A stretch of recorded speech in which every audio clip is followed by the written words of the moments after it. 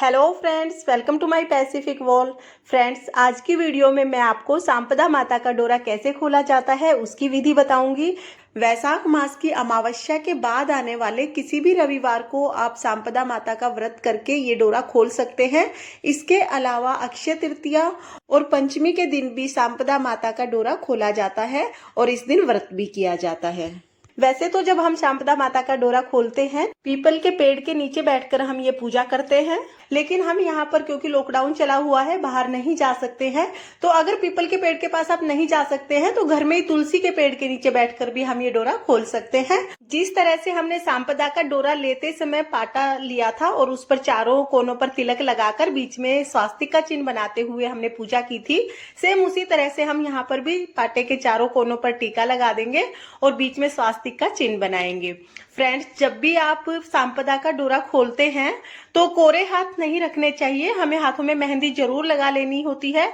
अगर आप पूरे हाथ में मेहंदी नहीं भी लगा सकते हैं तो सिर्फ सगुन की मेहंदी लगा लें, लेकिन हाथों में मेहंदी जरूर लगा लें क्योंकि बहुत ही शुभ माना जाता है।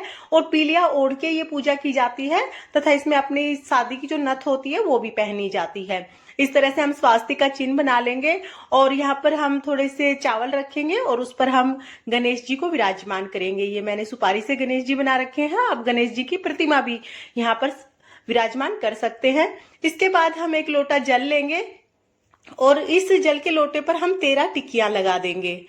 तो जिस तरह से हमने सांपदा का डोरा लेते वक्त लगाई थी 13 टिक्कियां लोटे के ऊपर, उसी तरह से अभी भी हम 13 टिक्कियां लगा देंगे। तो देखिए, इस तरह से हम 13 टिक्कियां लगा देंगे और इसके बाद हम लोग जो हमने डोरा पहना था, कुछ लोग मंगलसूत्र में बांध लेते हैं, कुछ लोग चेन में बांध लेते हैं, या आपने कहीं पे रखा भी हुआ है तो वो डोरा हम खोल के और जो हमने स्वास्तिक का चिन्ह बनाया है इसके ऊपर इस तरह से रख देंगे।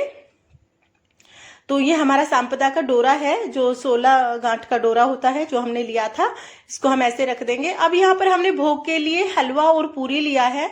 सांपदा का डोरा जब खोला जाता है तो हलवा पूरी का भोग लगाया जाता है इसे, तो यहाँ पर हम हलवा और पूरी का भोग अर्पित करेंगे। इसके बाद हम राजा नल और दमयंती की कहानी सुनेंगे। तो कहानी सुनने के लिए जब हमने डोरा लिया था तब भी हमने कहानी सुनी थी और वो 16 जो जौ के दाने थे वो हमने इस डब्बे में रख दिए थे, तो वही दाने हम दोबारा लेंगे। ये 16 जौ के दाने हैं और इनको हाथ में लेकर हम कहानी सुनेंगे। तो चलिए कहानी शुरू कर देते हैं। एक बार एक राजा और एक रानी थे।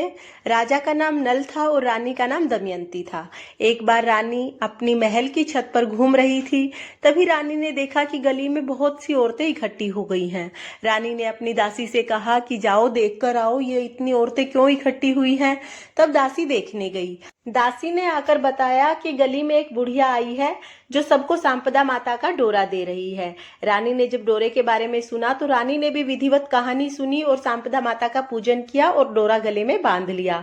शाम को जब राजा घर आए तो राजा की नजर डोरे पर पड़ी। राजा ने पूछा कि ये डोरा तुमने क्यों बांधा है। तब रानी ने कहा कि ये सांपदा माता का डोरा है, इसको बांधने से अन्न धन में वृद्धि होती है और सौभाग्य बढ़ता है।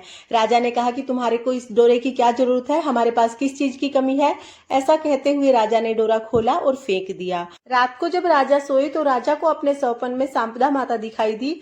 सांपदा माता ने कहा कि राजन, तुमने मेरा डोरा खोलकर मेरा अपमान किया है, इसलिए मैं तुम्हारे घर से जा रही हूँ और मेरे जाते ही दरिद्रता तुम्हारे घर में आ जाएगी। जब राजा सुबह उठे तो राजा ने देखा कि उसके घर में जितना भी धन था सब राख हो गया है, घर में अन्न धन सब कुछ खत्म हो गया है। ऐसा देखकर राजा समझ गए कि ये सांपदा माता का श्राप लगा है। राजा ने रानी से कहा कि रानी, चलो हम बाहर जाते हैं, जंगल में जाएंगे और वहीं पर कमाकर खाएंगे। रास्ते में राजा अपने सभी सगे संबंधियों के घर गए, लेकिन पहले जैसा आदर सत्कार कहीं पर भी नहीं हुआ। राजा जाकर एक बाग में नौकरी करने लगा, जहां पर रानी भी फूल की माला बनाकर बेचने लगी। वहां पर काम करते करते राजा और रानी को 1 साल हो गया। 1 साल के बाद रानी ने देखा कि बाग की जो मालकिन है वो सांपदा माता का डोरा ले रही है। रानी ने मालकिन से कहा कि आप ये क्या कर रही हैं। तो बाग की मालकिन ने बताया कि मैं सांपदा माता का डोरा ले रही हूँ। तब रानी ने भी डोरा ले लिया और गले में बांध लिया। रात को जब राजा आए तो राजा ने देखा कि ये तुमने गले में क्या बांधा है। तब रानी ने बताया कि ये वही डोरा है जिसको खोलकर आपने फेंक दिया था। राजा ने हाथ जोड़कर सांपदा माता से क्षमा याचना की। जब रात को राजा सोने के लिए गए तो राजा को सपन में फिर से सांपदा माता दिखाई दी। इस बार राजा से सांपदा माता ने कहा कि राजन, मैं आपके घर आ रही हूँ और मेरे आते ही दरिद्रता आपके घर से चली जाएगी। राजा ने सुबह उठकर रानी से कहा कि अब हमें अपने राज्य लौट जाना चाहिए। जब राजा और रानी ने बाग के मालिक मालकिन से विदा मांगी तो बाग के मालिक ने बहुत सारा धन देकर राजा को विदा किया। रास्ते में राजा और रानी अपने सगे संबंधियों के घर गए तो वहां पर उनका बहुत आदर सत्कार हुआ। राजा ने कहा कि रानी, मुझे लगता है कि हमारे अच्छे दिन आ गए हैं। जब राजा और रानी अपने महल गए तो महल को पहले की तरह अन्न धन से भरा हुआ पाया। राजा और रानी जब जंगल में गए थे तो एक ब्राह्मण की लड़की को दियाबाती करने के लिए बोल के गए थे। राजा रानी ने आकर ब्राह्मण की लड़की का विवाह किया तथा कन्यादान किया। उसके बाद राजा और रानी ने सांपदा माता का व्रत किया और सांपदा माता के डोरे का उज्जमन किया। हे सांपदा माता, जैसा आपने राजा रानी के साथ पहले किया वैसे किसी के साथ मत करना और जैसा बाद में किया वैसे सबके साथ करना। इस कहानी को कहते, सुनते, हुकारा भरते सब पर अपनी कृपा दृष्टि बनाए रखना। इसके बाद हम एक विनायक महाराज की कहानी सुनेंगे। एक बार एक विनायक महाराज थे। कुलिया में दूध और डिबले में चावल लेकर घूम रहे थे। कोई मेरी खीर बना दो, खीर बना दो। किसी ने भी खीर नहीं बनाई। एक बुढ़िया बोली कि लाओ महाराज, मैं आपकी खीर बना दूंगी। बुढ़िया ने एक छोटा सा पतीला ले आई और खीर चढ़ाने लग गई। विनायक महाराज ने कहा कि बूढ़ी माई, बड़ा भगोना लेकर आओ। बुढ़िया बोली, महाराज बड़ा भगोना मैं कहाँ से लाऊं, मैं तो बहुत गरीब हूँ। विनायक महाराज ने कहा कि कोठे में जाके देखो, बड़े बड़े भगोने रखे हैं। बुढ़िया गई तो देखा कि कोठे में बड़े बड़े भगोने रखे थे। बुढ़िया आई और एक भगोना चढ़ा दिया। भगोना दूध से भर गया। बुढ़िया खीर बनाने लगी। विनायक महाराज ने कहा कि जब तक मैं आता हूँ तुम खीर बना लो। विनायक महाराज दरवाजे के पीछे से देखने लगे। अब बुढ़िया तो खीर में उफान आए और पी जाए, खीर में उफान आए और उतार के पी जाए। बुढ़िया ने आवाज लगाई, विनायक महाराज जीम लो। अब विनायक महाराज ने कहा, क्योंकि वो तो सारी सच्चाई जानते थे, विनायक महाराज ने कहा, बुढ़िया सच्ची सच्ची बता, खीर झूठी है या सच्ची है। बुढ़िया बोली, महाराज मैंने तो कभी दूध देखा ना कभी चावल देखे। जैसे ही खीर बनी मेरा मन ललचा गया तो मैंने खीर उतार के खा ली। विनायक महाराज बुढ़िया की सच्चाई पर प्रसन्न हुए और बुढ़िया को अन्न धन लक्ष्मी देकर वहां से विदा हो गई। हे विनायक महाराज, जिस तरह आपने बुढ़िया पर अपनी कृपा दृष्टि बनाई वैसे इस कहानी को कहते, सुनते, हुकारा भरते सब पर अपनी कृपा दृष्टि बनाए रखना। इसके बाद जो हमारे हाथ में 16 जौ के दाने थे, इसमें से कुछ तो हमने लोटे में डाल दिए हैं और जो बचे हैं इनको हम सूर्य को अर्घ देते समय सूर्य देव को समर्पित कर देंगे। उसके बाद जो हमने ये डोरा लिया है, ये डोरा हम वैसे तो पीपल के पेड़ के नीचे दबा देते हैं, लेकिन हम यहाँ पर तुलसी के पेड़ के नीचे कहानी सुन रहे हैं तो हम तुलसी के पेड़ के नीचे दबा देंगे। ये गमले में ही हम थोड़ी सी मिट्टी हटाकर इसके नीचे इस डोरे को दबा देंगे।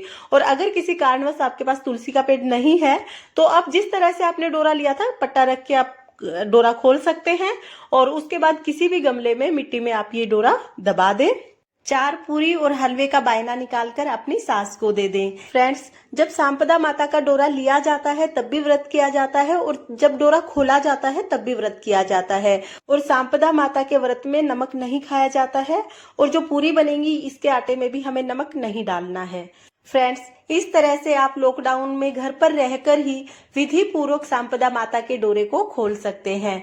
और सांपदा माता के डोरे का उज्जमन कैसे किया जाता है या सांपदा माता के व्रत का उज्जमन कैसे किया जाता है उसकी वीडियो भी आपको मेरे चैनल पर मिल जाएगी। तो फ्रेंड्स, अगर आपको मेरा वीडियो पसंद आया हो तो वीडियो को लाइक करें और अगर आपने अभी तक मेरे चैनल माई पैसिफिक वर्ल्ड को सब्सक्राइब नहीं किया है तो प्लीज सब्सक्राइब कर लीजिए और बेल आइकन को भी प्रेस कर दीजिए ताकि मेरी आने वाली वीडियोज का नोटिफिकेशन आपको मिल जाए। देखने के लिए बहुत बहुत धन्यवाद।